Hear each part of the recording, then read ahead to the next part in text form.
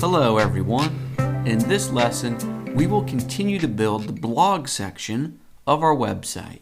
So up in the address bar, if I add on a /blog at the end, here's the generic blog listing screen that we created in our previous lesson. And in this lesson, we're just going to continue building this out. Now, the first thing that I want to focus on is pagination.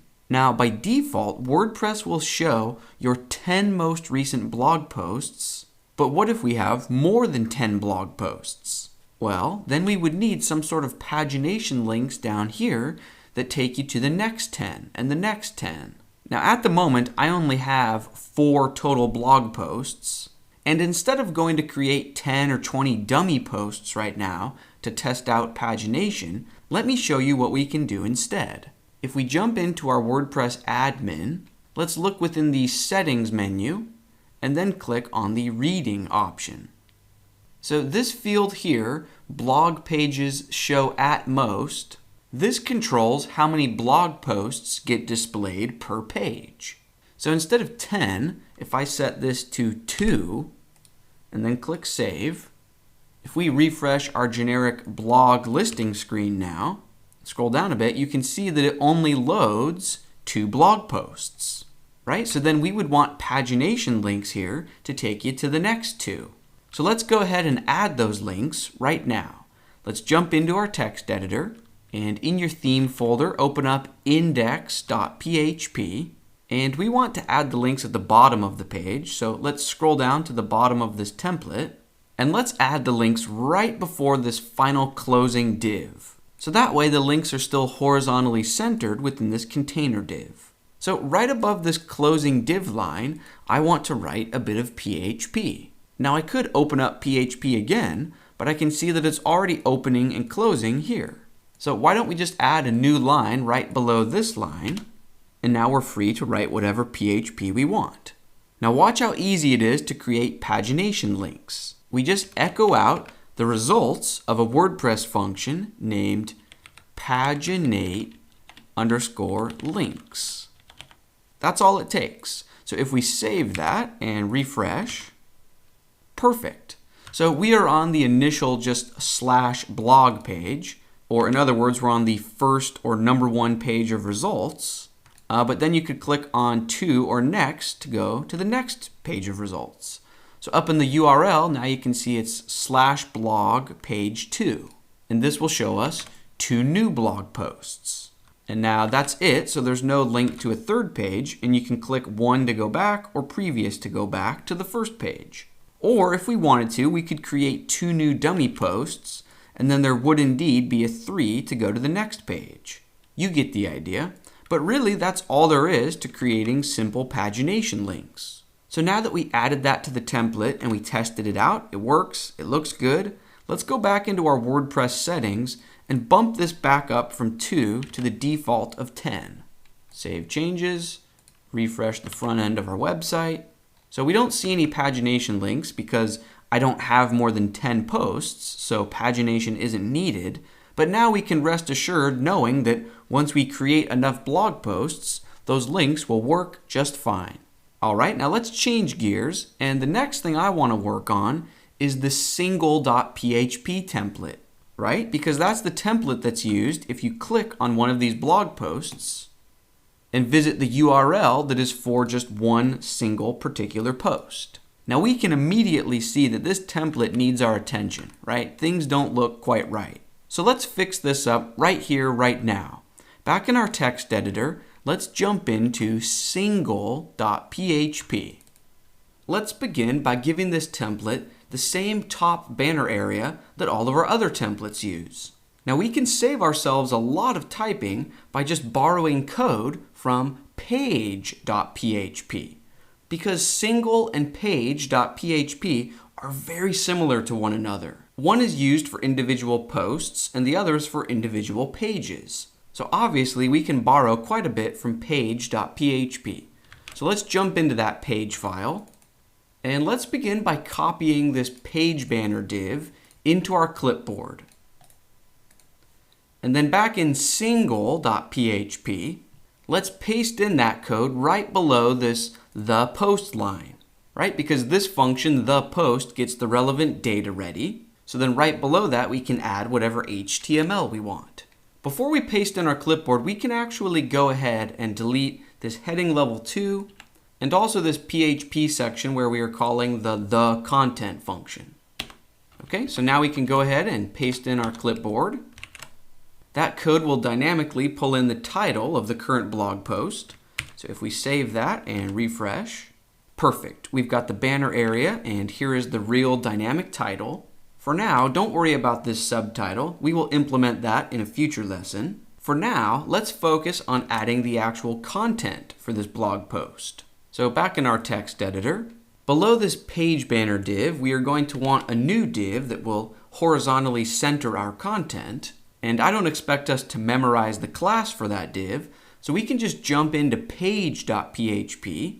And here's that div that I'm referring to. So it's got all of these classes that will apply the appropriate styling. So let's just copy and paste this opening div into our clipboard, and then jump back into the single.php file that we are working on, and then just paste in our clipboard right below this closing div. Cool, so we just opened up a new div. Let's be sure to close that same div out. And then within that div, let's open up a new line. And let's do two things. First, let's say meta box will go here. That's just a note to ourselves. We'll add that in just a moment from now. And then below that line, let's open up a brand new div. Okay, and then close out the div. And let's give this new div a class of generic-content. Okay, and within this new div is where I'm going to output the blog post content. This generic content class will make sure that it gives the paragraphs and different heading levels the perfect styling. So within this div, we can just drop into PHP and use the function named the content. Cool, so if we save that and refresh, there's the dynamic body content for the post. Now we just need to set up the meta box. And what I have in mind for the meta box here is sort of a combination of what we see on the generic blog listing screen, right? Remember this beige meta box that we set up here with the author, the date, and the category? Let's combine that with the meta box we see on children pages. So for example, if I go up into the header and click on About Us, and then click on one of these children pages, remember here, this meta box has a nice link that takes you back to the previous page. So on individual blog posts, this backlink could say blog home. And this beige area can have the author, the date, and the category.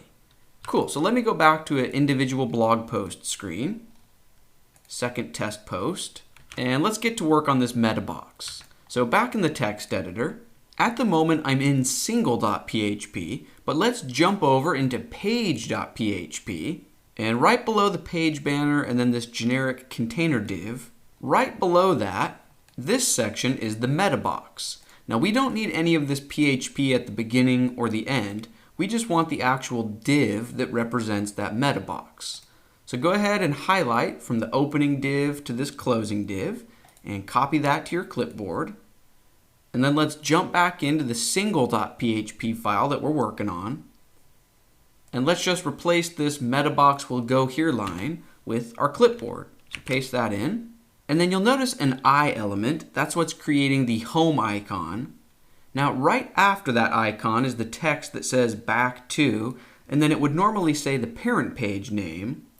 But in our case, instead of saying back to a page, we want it to just say blog home. So before we delete the words back to, let's delete this PHP here that's responsible for getting the name of the parent page. So from the opening PHP to the closing PHP tags, let's delete that. And now we can go ahead and replace this back to just say blog home. Okay, so that means that for this hyperlink, this A element, we just updated the text that you click on, but now let's be sure to update the URL that defines where you should go when you click it. So for the value of this href attribute, we're already going into PHP, but let's just go ahead and delete what's there. This code will echo out the permalink for the parent page, but that's not what we want. So let's delete that. Okay, so now I've just got a blank PHP canvas for this href value, and we just want to point towards our main generic blog listing URL. And remember, that's our domain and then /blog. So to output that, let's say echo the results of a function named site underscore URL. And that's a function, so parentheses, and then quotes. And now we can just say /blog. Cool. And this function will make sure that the URL it's generated is absolute instead of relative. So that way the link will work no matter where you're coming from. Okay, at this point, let's save that and see what it looks like. Cool, so we're almost there. We've got blog home, and if I click it, it takes me back to the blog listing screen. And then if I click back on one of my blog posts, all we need to do now is instead of outputting the title again here in the beige area, instead of that, let's output the author, the date, and the category for the blog post. So we don't need to rewrite that code. We can just copy and paste it. Remember, we already wrote that code back in our index.php file. So jump into your index file, and about halfway down in that file, we have a div with a class of metabox. Now we don't need to copy and paste that div element, nor do we even need to copy and paste the p HTML tag, but we do just want to copy and paste all of the content that lives inside that p tag. So copy from the word posted all the way to the end of this closing PHP tag. So I will copy that into my clipboard, and then let's go back into the single.php file that we're working on. Here's the metabox div that we're focusing on, and all we need to do now is just delete this PHP area that's echoing out the title. So now our cursor is simply within this span element right here, and just paste in your clipboard. Perfect. So that will give us the author, the date, and the category. So save that and then refresh. Perfect. And that means that our job of fixing up the single.php template is complete. Things are looking good. Now at this point, you might be wondering about this author link and this category link. So for example, I assigned this blog post to a category named awards, and if I click on that awards link, notice up in the address bar that takes us to /category/awards, and this screen will only show blog posts from that category.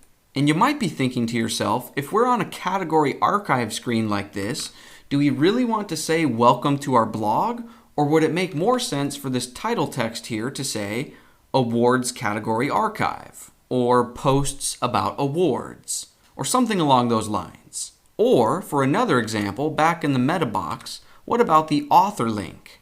So if I click on that link, up in the address bar we see author/Brad, and this screen obviously will only show blog posts from that author.